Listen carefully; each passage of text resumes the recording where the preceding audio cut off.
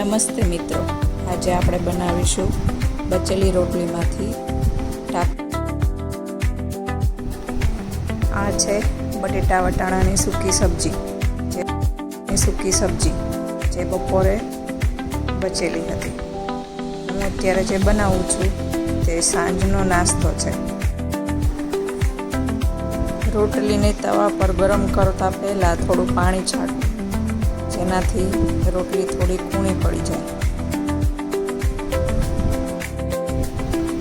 ત્યારબાદ તેના પર લીલી ચટણી જે મેં ઘરે બનાવેલી છે એના પર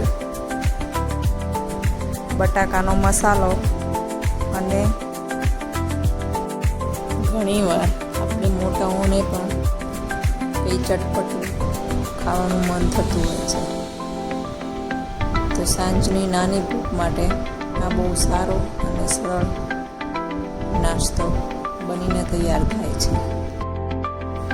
મેં અહીંયા બટાકાનો મસાલો બનાવતી વખતે ટોમેટો કેચઅપ ઉમેર્યો હતો, જેનાથી મેં અહીંયા ટોમેટો કેચઅપ બહુ ઓછી માત્રામાં લીધો છે.